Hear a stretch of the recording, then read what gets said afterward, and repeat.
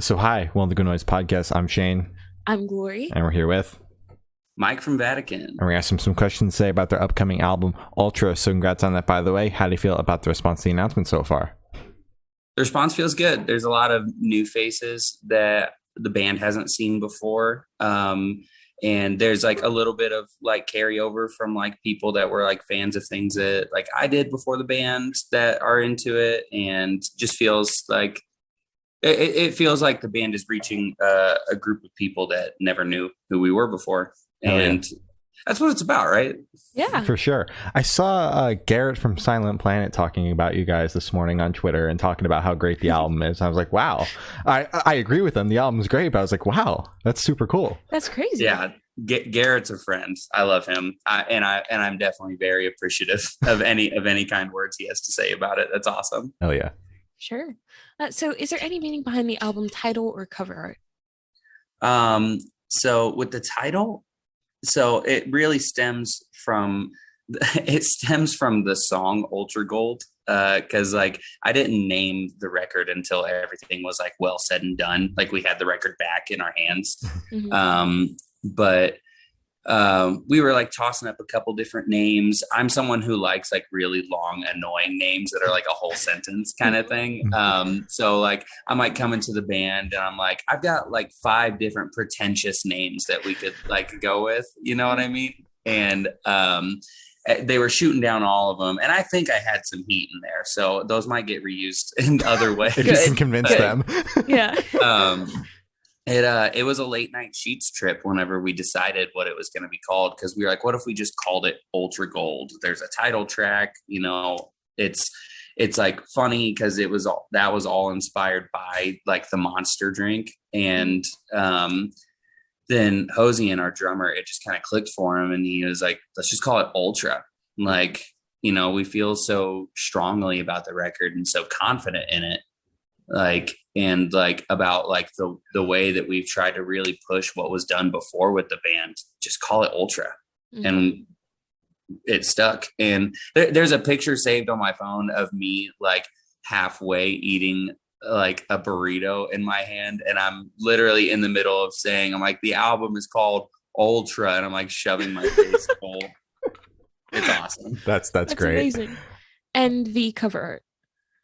The cover, yes. So on our last EP, Become a New God, it's like, you know, it's got like this blue, like, you know, like Android kind of face going on there. And we were like, what if we did something like pretty similar, but like really just like pull out and like we get to see like the whole thing. And originally that album art, the album art that we have now was more in that like blue and like purple, like cool color kind of palette. And you're like, yeah, this looks sick. And something about playing Deus Ex, Mankind Divided. Mm-hmm. We were like looking at that color palette and it's like really like black and gold and silver and stuff. And we just asked our artists that worked on the record art to just reskin it in that direction. Mm-hmm. And yeah, and she's awesome. She's a very awesome 3D artist from Argentina that we just got linked up with. We had like a different person in mind initially, and they were way too expensive. And they were way too expensive. But that person was basically just like, I do like what you guys are doing, and there are artists that I like and that are doing like somewhat of the similar thing like that what I'm doing. And I, you know, he recommended us, and yeah, it was awesome. Perfect. Did video games like play a part into the album outside of the cover art, or was it just kind of the cover art that it played a factor into? Oh no, it's littered throughout the record. The second song on the record is like very heavily inspired by this game called Nier, directed by Yoko Taro. Awesome series, great director. But there's like a lot of themes from that game specifically, where like you're this character, your sister is sick with this disease that is like plaguing humanity, and your whole goal is like, well, I'm going to cure my sister and I'm going to save her life. And once you get to like the actual end of the game, you realize that on your quest to save your sister's life, you cause immeasurable amounts of pain and like ruin a lot of other people's lives to get there. Mm-hmm. And a lot of those people are just kind of doing their own thing or trying to like get their own goal accomplished. And so I just kind of like reskinned that concept and like put it to a song. And there's like nods to it, like dialogue wise, that I kind of just like repurposed for our band. So like anyone that's familiar with the game, I would hope that they would hear it and just be like, wait, this is like the end of this quest line or whatever kind of thing. So stuff like that. It's littered. That's awesome. The record. Oh, That's my number one inspiration. And like, and that was before I was ever in Vatican. Even I was doing stuff like that. So for me to do it here on this record, I'm like, I'm just doing the same thing I always do, kind of thing. Hell yeah. Yeah, that's awesome. So can you tell us a little bit about your writing process for this album? Yeah. Start off by panicking. And then, then I open thesaurus.com and rhymezone.com. And then I just kind of like nerd out. I go down rabbit holes, like looking for inspiration. Or maybe I'm just like, nope, I'm going to talk about this like thing that's personal. I mean, it was a real challenge writing this record too, because especially like introducing any of the songs that have singing on the record.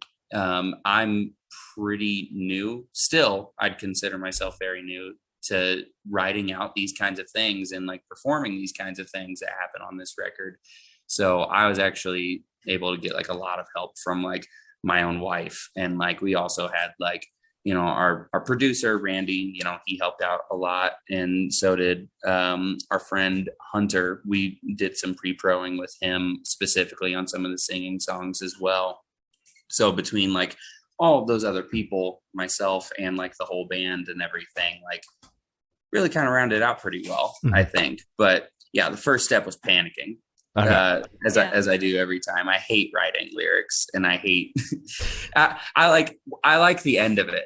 Yeah. You know what I mean? Like when I get the song back, I'm like, wow, I did it. I did that. You know, but during it, I'm like, oh no, this is gonna go real bad. You're like, oh shit, can someone else like do it for me, man? Like, sometimes, honestly, like I get it. Yeah, that's fair. So where does the panic come from? Is it just, are you scared to write, or are you scared you won't have any ideas? Where does that stem from? Scared I don't have any ideas. And also scared that like I'll come out at the end with a finished product and then like look at it and be like, well, that's not very good, is it? You know? And because everyone's their own like biggest critic, right? Mm-hmm. So I will sit there and like go over it and over it and over it and over it again, and be like, is this actually good? Is this worth saying? That's like my big question every time. Like, does it matter if I say this kind of thing? So I'm always kind of trying to push myself with that. And granted, like I just explained, like I wrote a song based off of a concept from a video game. So like the question, does it matter, like can come back around in a couple different ways, but it did make the final cut. So I think I justified it enough in my head. You know what I mean? For sure. But I definitely like fear that it will just not be good enough to my standard, or will not be something worth saying, and just be like, I don't know. Everyone has like an idea of what the typical generic metalcore lyric or song is, right? Yeah. Break down these walls, or open your fucking eyes, or something like that. There's like, all right, we're motionless in white stance here. So. Yeah, I am too. No, I am too. Okay, I'm a huge Motionless fan. And like I know multiple people that would say that band has like really cheesy lyrics, or like sometimes just is cheesy or whatever. But the thing is that they lean into it, and I fuck with that. Oh yeah. And I love that. and I think that band is amazing. But like there are a million bands even that do that, and definitely don't do it as well as a band like that does. They definitely have a particular charm that makes it happen, and they still do like actually write like awesome stuff too, like in the midst of it. So for every Octane song they write like 3 straight up bangers. Like, dude, that Masterpiece song, Octane Central, that song is amazing. Yeah. But also very cheesy. And then, you know, dig deeper on the record, you'll find something else, and you're like, wow, this was actually like extremely thoughtful or something like that. I don't know. But I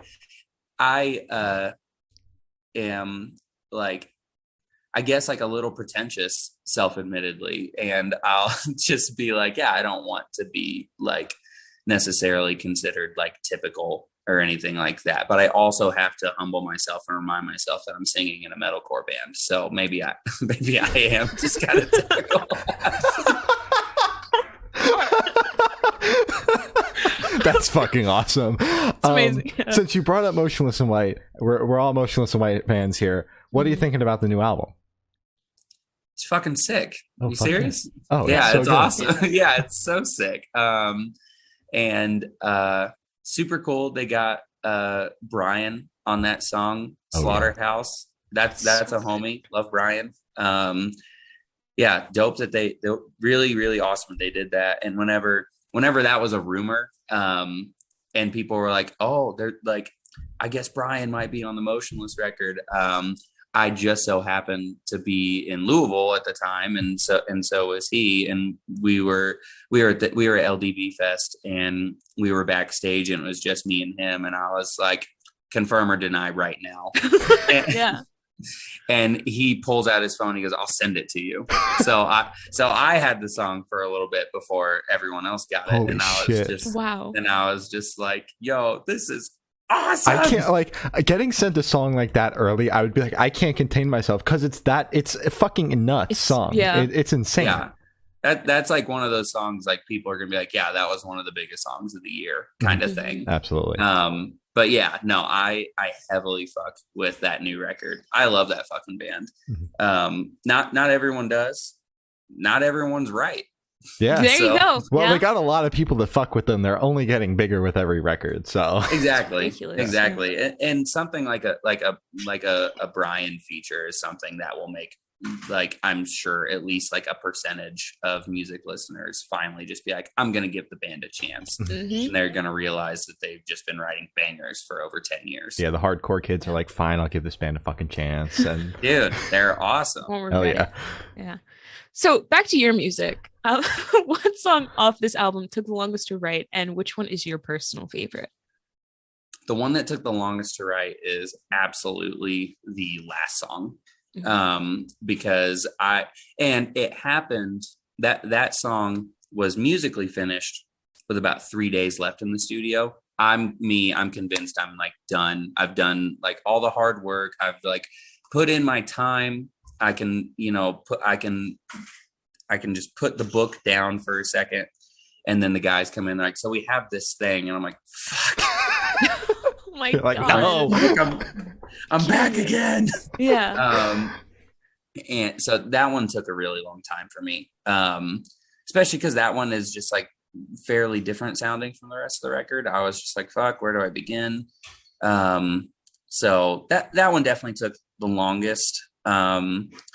Your second question was, which one's my favorite or the most challenging? Okay, my favorite. I would say my favorite one to write, mostly also just because it came so easy to me, is the first song.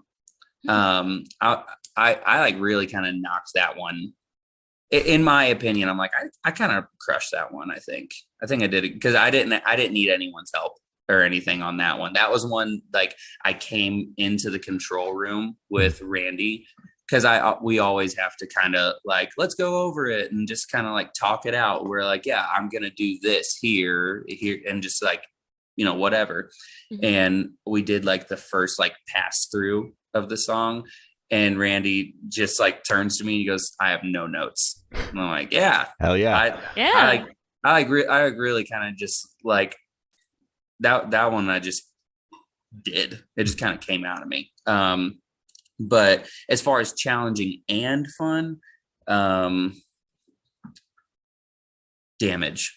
I wrote that one with my wife, and like we were both just like going back and forth in our apartment. This is like pre going into record, but we're going back and forth in our apartment. And whenever we wrote the second verse of that song, it just kind of kept flowing out of us. And we were like, oh, fuck.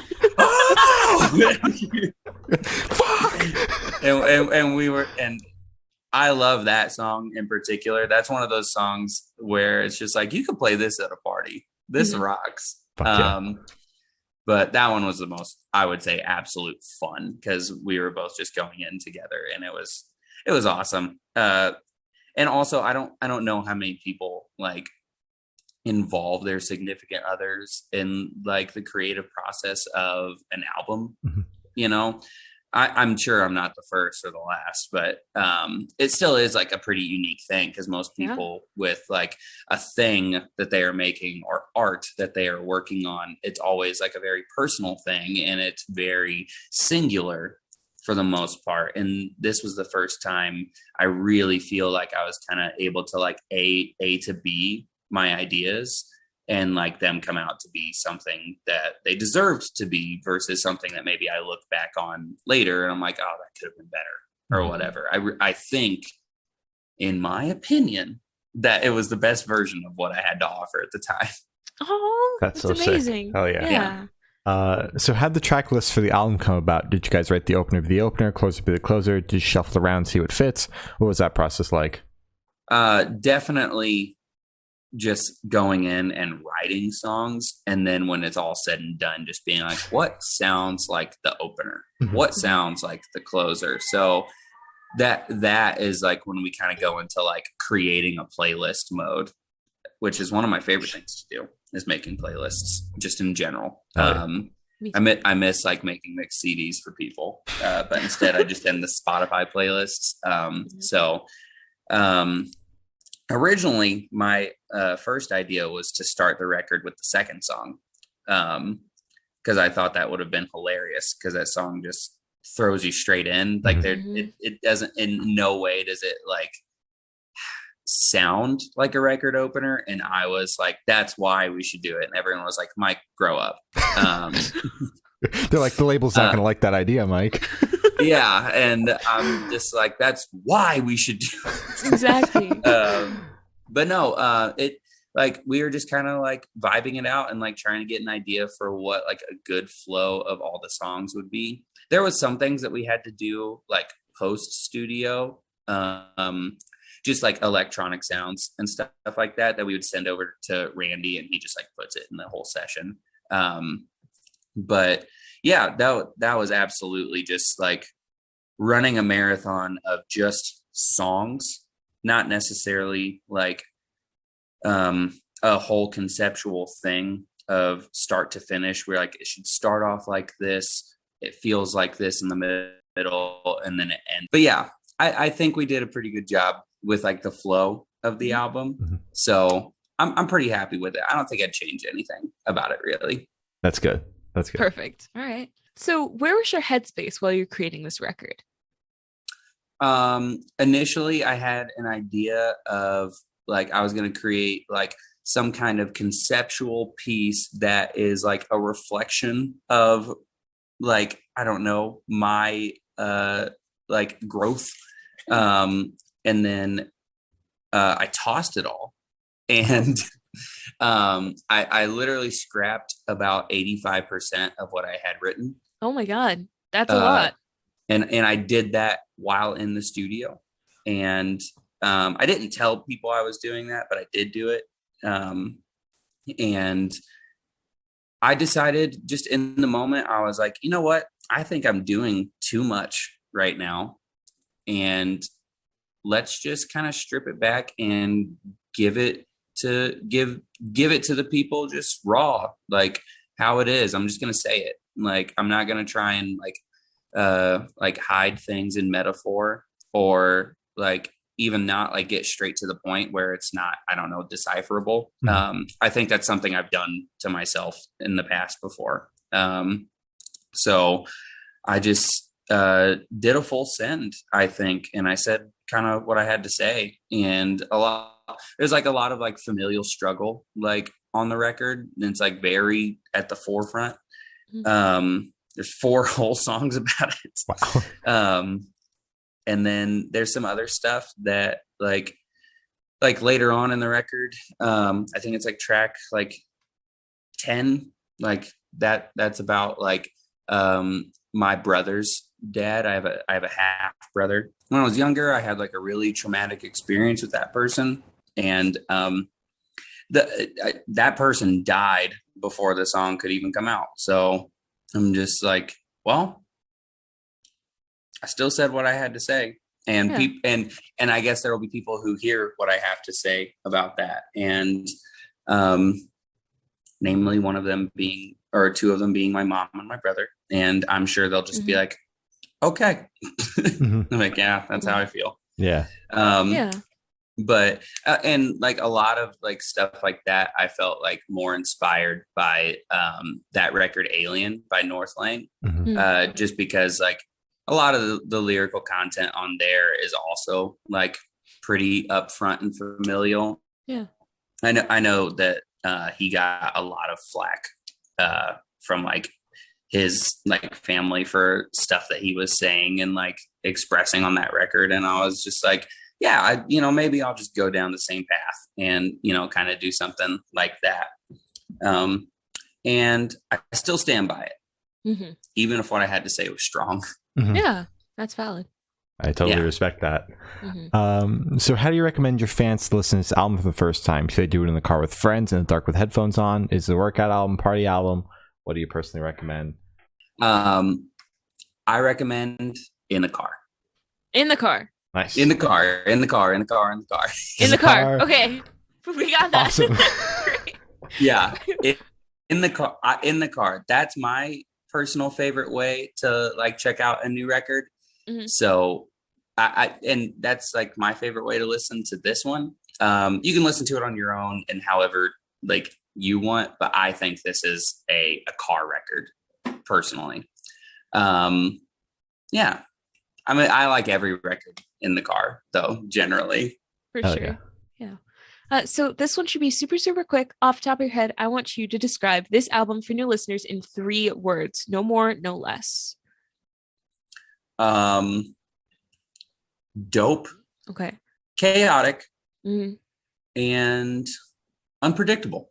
Nice. There you go. Very Perfect. good. Perfect. So in that same train of thought, is there a certain feeling or emotion you want listeners to have while going through the album? I hope what people take away, whether they identify with anything that's said on the record, I just hope that they walk away and they're just like, what the fuck? and just keep coming back to it. So what is your favorite memory that you've made while creating this record? Cuddling with Randy's dog EQ.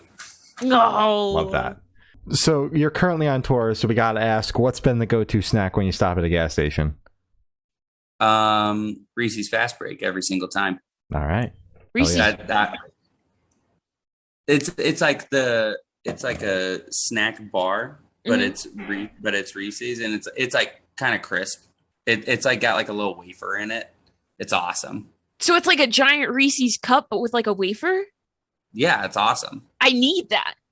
Yeah, like that's in every gas station or like anything known to mankind. Oh my god. Okay, well I'm putting that on a list. Thank you. Yeah, definitely the fast breaks. I love those. All right, it's amazing. So on the topic of food, if the band was a dish, what dish would the band be? Buffalo wings. Yeah. Hell yeah. Makes sense. All right. Absolutely. So for the last couple of questions, we're going to shift completely away from music and go straight to death row. Boom. So if you're on death row, what would your last meal be with a drink? Buffalo wings. Okay. And probably an old fashioned. Nice. Ooh, okay. Nice. Perfect. Just have a one last classy drink before I go, kind of thing. Yeah. Yeah, paired with the buffalo wings. Perfect. Yes. Yeah. So if you could live in one fictional world for a week, where would you live? Naruto. That's perfect. All right. I love Naruto. It's not too outlandish. No, it's perfect. It seems pretty nice. Yeah. Yeah. So I have the honor of asking the last question, and every single person that we've spoken to have said that it is the most important question. What's your favorite color? My favorite color is orange. It's entirely slept on, and a lot of people always stop being so basic. It's perfect. I love Orange it. is great. Hell yeah. So as I said, that's all the questions we have today. Is there anything that you would like to plug?